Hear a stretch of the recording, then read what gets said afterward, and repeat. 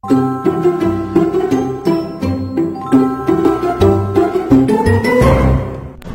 家はみんな普通だ。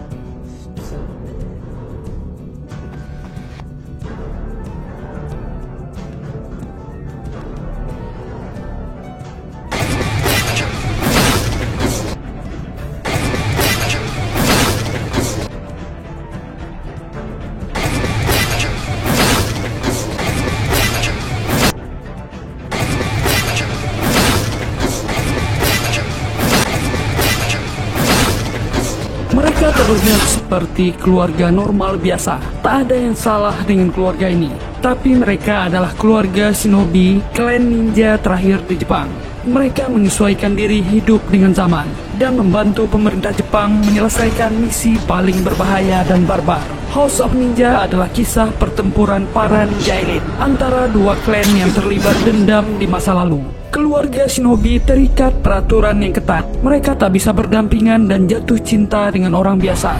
Ikuti perjalanan shinobi bernama Haru menyelamatkan keluarga shinobinya. Ada infografis tentang tokoh-tokoh di film ini.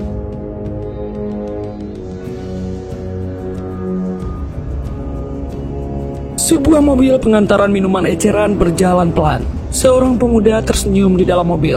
Rekan kerjanya menegurnya. Dia selalu tersenyum ketika pekerjaan akan selesai. Rekannya membahas tentang gadis yang selalu ada di kedai gyudon. Pemuda ini bernama Tawara Haru. Dia cuma tersenyum. Mereka tiba di kotak mesin minuman kaleng. Haru mengisi minuman kaleng itu di dalam freezer. Rekan kerjanya yang bernama Muya ini ingin Haru mengajak gadis itu berkencan. Haru melihat ke atas. Muya tak lagi melihatnya. Dia langsung melemparkan kaleng-kaleng minuman ke dalam freezer. Sangat aneh. Lemparannya presisi dan tak ada yang meleset. Pria ini bukan orang biasa. Muya sangat heran. Haru sudah selesai mengisi dengan cepat. Dia heran tapi tak berani bertanya. Truk mereka melewati gedung Museum Nasional. Seorang ninja berlari di atap genteng. Di dalam bangunan, polisi sedang berjaga. Mereka sangat heran. Sebuah artefak hilang. Pencurinya berjanji akan dikembalikan dalam 3 hari. Tiba-tiba lampu padam. Mereka semua pun kaget. Salah satu petugas menunjuk ke tempat artefak yang dicuri. Tiba-tiba benda itu sudah kembali ke tempat semula. Sementara Haru pun diantar ke kedai oleh Muya temannya. Muya pun izin untuk pergi. Haru lalu masuk ke kedai. Dia membuat pesanan di kedai seperti biasanya. Haru menatap seorang gadis yang ada di sana. Mereka saling melempar senyuman. Gadis itu menyapa Haru. Dia selalu memesan makanan yang sama. Gadis ini bertanya apa pekerjaan Haru. Haru pun menjawabnya. Gadis ini ingin tahu siapa namanya. Haru salah tingkah. Haru lalu menyebutkan namanya. Si gadis menyebutkan namanya Karen Ito. Haru memberanikan diri mengajak Karen kencan. Tiba-tiba ada telepon. Karen bergegas, dia ada janji dengan seseorang. Dia berpamitan dengan Haru. Mereka akan jumpa lagi di sini. Di sebuah pelabuhan, ada kapal pesiar yang merapat. Banyak orang di dalamnya menjadi korban serangan misterius. Kondisi mereka sangat aneh. Semuanya meninggal karena racun. Petugas forensik memakai APD lengkap mengevakuasi semua mayat di sana. Korbannya mencapai puluhan orang. Kondisinya sama. Satu orang pejabat pemerintahan mengawasi di ketinggian. Dia meminta asistennya memotret orang-orang media. Dan ternyata yang difoto adalah Karen itu. Haru tiba di rumahnya. Rumah Haru sangat tradisional. Sebuah rumah dengan motif kuno, seperti rumah shinobi di zaman Jepang kuno. Di sana ada seorang nenek yang duduk dengan kucingnya. Ada seorang anak kecil yang sedang berhitung.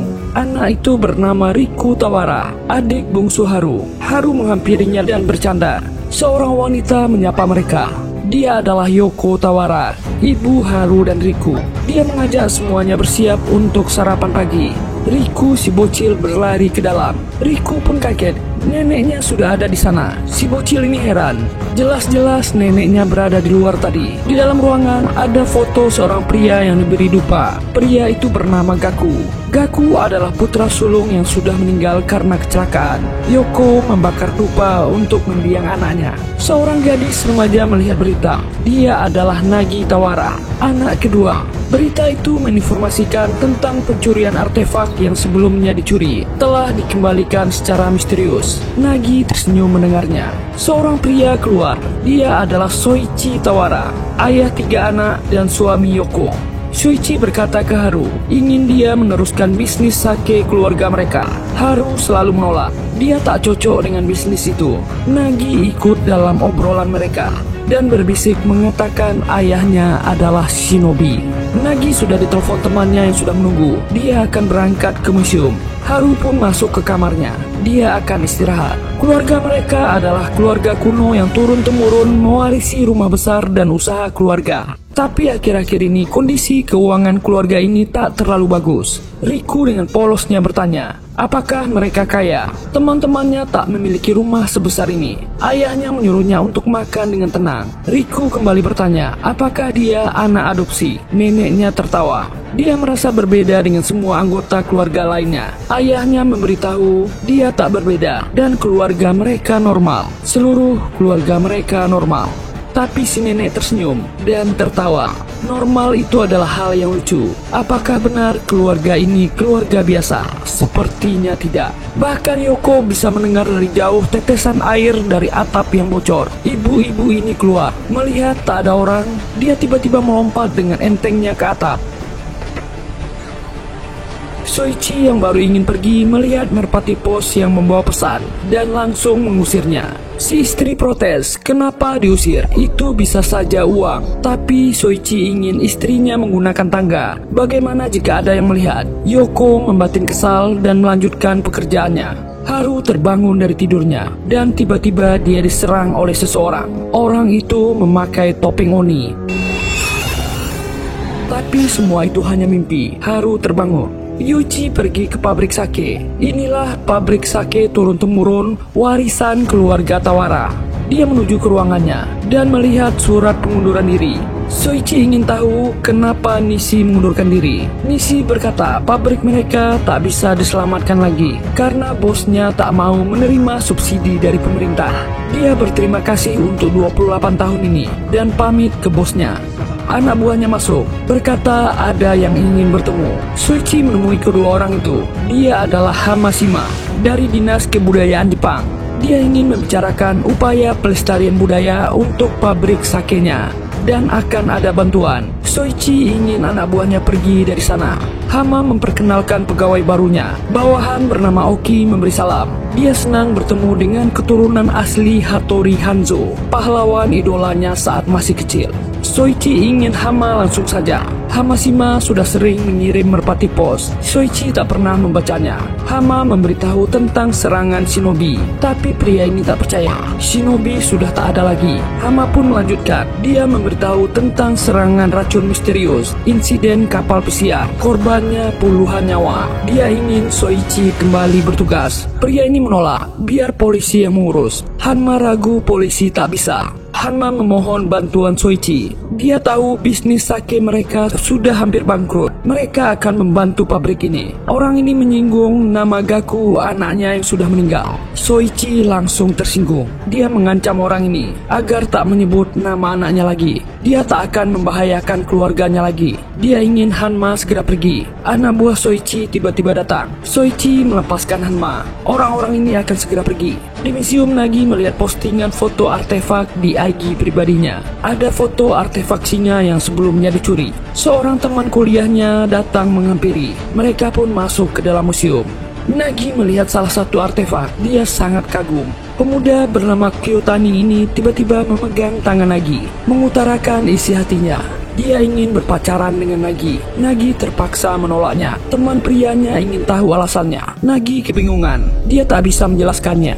Kyo lebih baik mencari gadis lain. Dia gadis yang aneh. Kyo sangat kecewa dan pergi dari sana. Yoko pun pergi ke supermarket. Dia melihat area sekitar dan mengambil salah satu produk. Dia memeriksanya. Tiba-tiba produk itu sudah hilang. Yoko menuju ke rak yang lain dan mengambil kaleng makanan. Meluncur mulus ke sakunya. Ibu-ibu ini ternyata ngutil dengan sangat ahli. Gerakannya sangat halus dan cepat. Dan Yoko punya box tempat barang-barang curiannya di rumah. Di lorong stasiun, seorang perempuan berjalan di antara kerumunan orang. Dompet perempuan ini terjatuh. Seorang pria mengambilnya dan mengejar perempuan itu. Perempuan ini berbelok. Pria ini tetap mengejar, tapi justru dia ditodong sebuah pisau. Pria ini hanya bisa diam. Perempuan ini berkata jika dia sudah lulus, gerhana sebentar lagi akan datang. Dia ingin pria ini menunggu instruksi. Perempuan ini lalu pergi. Pria ini membuka tas yang ditinggalkannya. Tas itu berisi sebuah topeng yang menyeramkan. Pria ini sangat senang. Kembali ke museum, petugas keamanan sedang berpatroli. Seseorang berpakaian ninja mengendap-endap dan turun.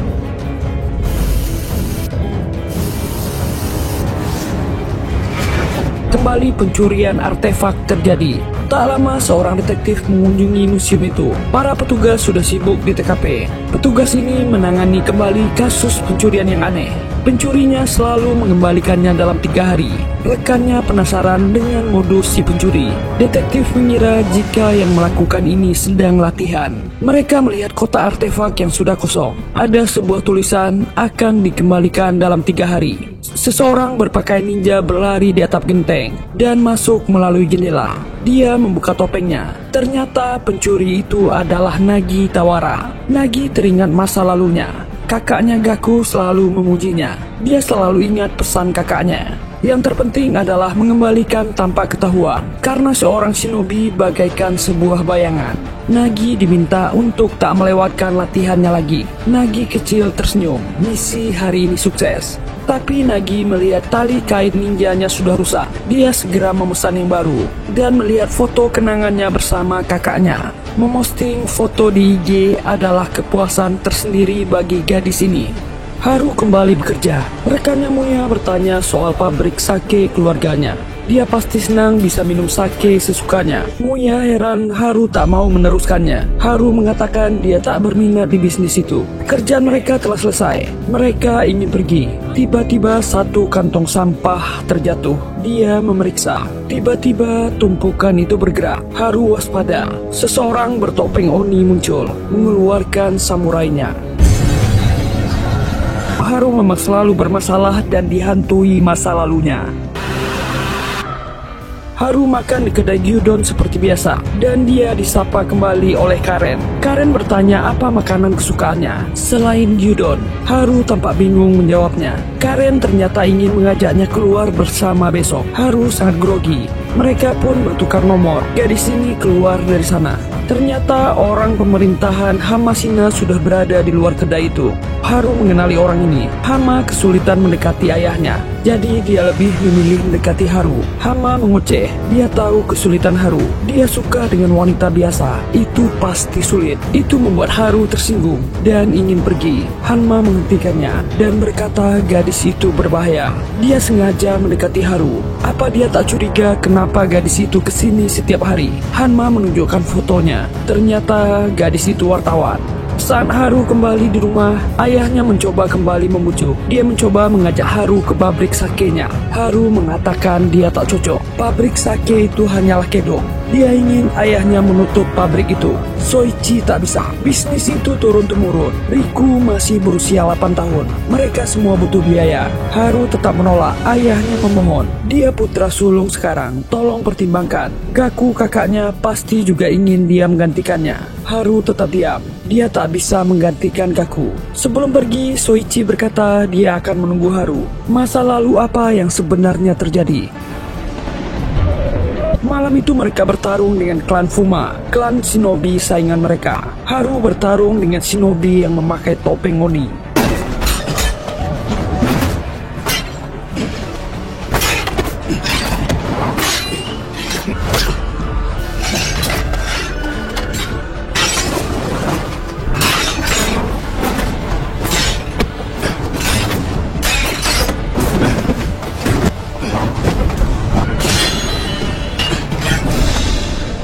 Haru mengalahkan ninjanya dan orang ini terdesak. Orang ini gemetar memohon jangan dihabisi. Dia juga punya masa depan. Haru pun ragu. Dia mengampuninya dan hanya melukai kaki orang ini. Haru berlari dan naik ke kapal. Melihat anggota keluarganya yang lain sedang bertarung. Dan dia juga turun lalu ikut baku hantam.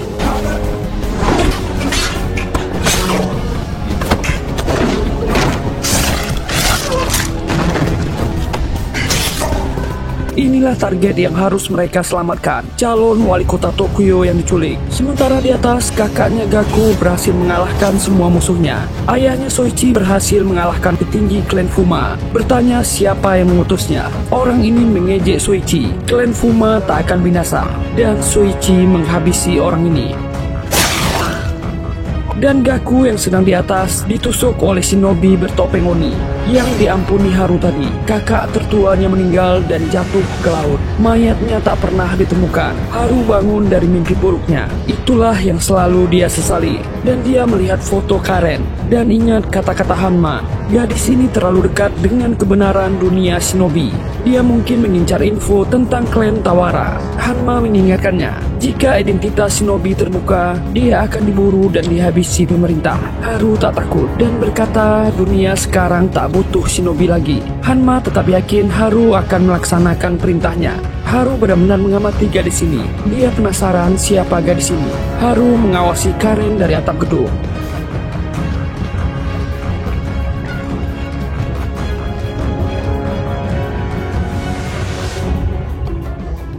Karen tiba-tiba berhenti. Dia akan menemui seseorang. Karen mengirim pesan di HP-nya. Ternyata itu untuk Haru. Mereka tak bisa bertemu hari ini. Dan Yoko kembali ke supermarket. Dia berada di depan rak dan kembali mengambil barang. Ternyata Hanma sudah mengawasinya. Saat Yoko keluar, dia sudah dihadang penjaga toko. Yoko pun bertemu dengan Hanma. Dia sudah menduga ini ulahnya. Hanma heran. Nyonya klan Tawara mengutil barang. Apakah mereka benar-benar kehabisan uang? Yoko ingin Hanma ke intinya. Apa maunya? Hanma memberitahu Yoko telah melanggar aturan shinobi. Dia menggunakan keahlian shinobinya untuk mencuri. Yoko tak ingin bertele-tele. Dia pasti akan diberi misi dan bertanya berapa bayarannya. Pendidikan mahal, rumahnya rusak. Hanma menjawab harga yang sama dengan 6 tahun yang lalu. Yang tak disangka, ibu-ibu ini langsung setuju. Yoko tak kolot seperti suaminya. Nagi kembali berlatih. Dia sit up di atap rumahnya. Tiba-tiba notifikasi di HP-nya berbunyi. Dia mendapat 1 follower. Nagi melihat inbox di IG-nya. Seseorang bernama Ninja X mengirimnya pesan. Apa dia seorang shinobi? Orang ini kembali mengirim pesan. Nagi kesal. Apa dia sudah ketahuan? Karen melanjutkan perjalanannya. Haru masih mengikutinya. Karen berhenti di depan klub malam Sel Octagon Tokyo. Dia memasang topengnya, lalu dia masuk ke dalam. Haru pun ikut masuk. Karen sampai di dalam. Dia menemui seseorang. Orang itu memastikan jika Karen tak diikuti. Orang itu memberitahu soal insiden kapal PCR. Ternyata ada 1 korban yang selamat. Mungkin dia adalah pelakunya. Haru menguping pembicaraan itu. Dan seseorang bertopeng juga mengawasi Karen. Karen ingin tahu namanya, tapi tak terdengar karena terlalu berisik. Orang bertopeng dengan pisau di tangan mendekat dan mulai menghabisi orang acak di klub. Orang bertopeng mendekat. Saat informan ini ingin memberitahu nama orang yang selamat, dia dihabisi. Orang bertopeng ini membawanya duduk dan kembali menyerangnya. Karen ketakutan melihatnya. Orang bertopeng memandangnya dan akan menyerangnya. Haru mencegahnya dan terjadilah pertempuran yang unik antar kedua orang ini. Semua itu dilihat Karen. Haru membawa orang ini ke sudut dan orang ini terdesak.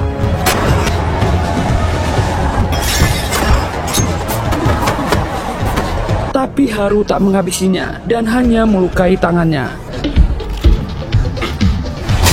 Saat itulah korban-korban orang bertopeng mulai jatuh. Suasana klub panik. Karen ingin memotret. Haru segera mencegahnya. Tapi Karen masih sempat melihat mata orang ini. Dia merasa pernah melihat mata itu di satu tempat. Haru lengah, orang bertopeng melarikan diri dari sana, memanfaatkan keadaan yang kacau. Tiba-tiba terdengar bunyi yang keras. Orang yang bertopeng sudah ditabrak mobil dan sepertinya dia meninggal. Haru memeriksa tangannya. Tak ada tanda lukanya tadi. Haru langsung sadar orang ini bukanlah lawannya tadi. Ternyata orang bertopeng tadi sudah melarikan diri dari sana dan ada orang yang mengawasi Haru. Saat Haru menoleh, orang itu sudah menghilang.